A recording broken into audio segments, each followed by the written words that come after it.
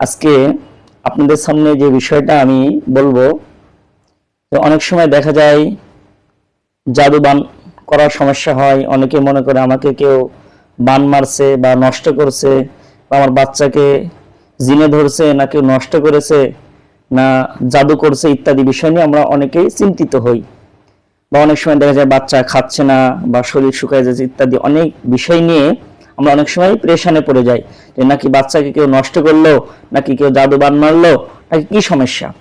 আজকে আপনাদের সামনে ছোট্ট করে 3টা বিষয় আলোচনা করব।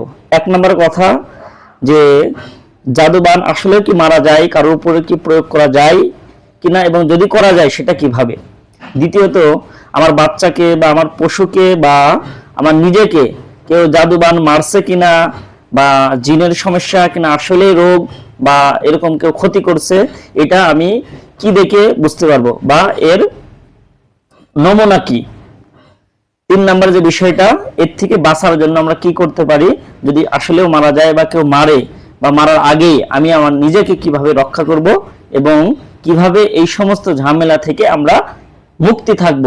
যদি কেউ এরকম নষ্ট করেও ফেলে, এই সমস্ত সমস্যা থেকে যেন আমরা হেফাজতে থাকতে পারি। তাহলে এই বিষয়গুলো আজকে আপনাদের সামনে তুলে ধরবো ইনশাল্লাহ। যদিও বিষয়টা একটু লম্বা হবে, ভিডিওটা একটু বড় হবে, তারপরেও সবাই মনোযোগ দিয়ে দেখবেন, কেননা এই সমস্ত সমস্যায় আমি নিজে বা আমার পরিবারের কেউ বা আত্মীয় স্বজনের ভিতরে কেউ যে কোনো সময় বিপদে পড়তে পারে।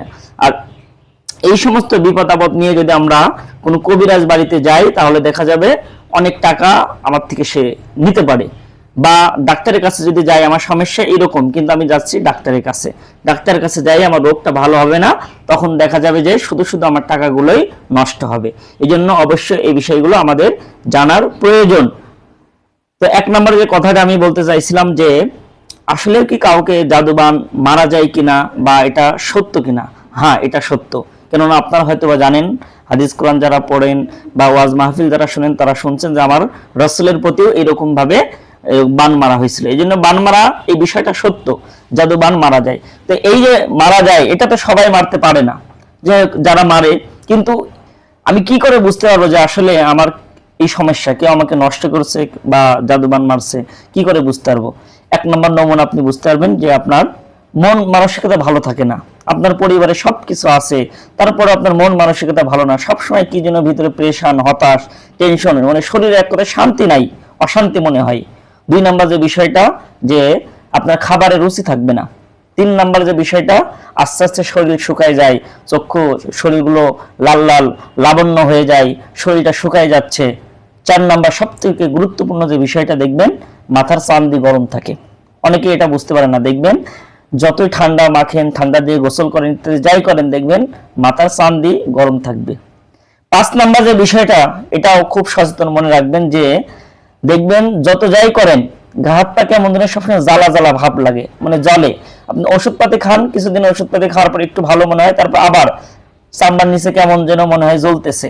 তো এই সমস্যাগুলো যদি আপনার মনে হয়, তাহলে আপনি বুঝতে পারবেন যে আমাকে কেউ এরকম জাদু মন্ত্র বা জাদুটনা যেটাই বলেন, এরকম কোনো কিছু আমার উপরে কেউ প্রয়োগ করছে। সেটা আপনার শত্রু হতে পারে বা যে কেউ হতে পারে। তখন আপনি এই বিষয়ে আপনি নির্দিষ্ট জায়গায় যেয়ে চিকিৎসা নেওয়ার চেষ্টা করবেন।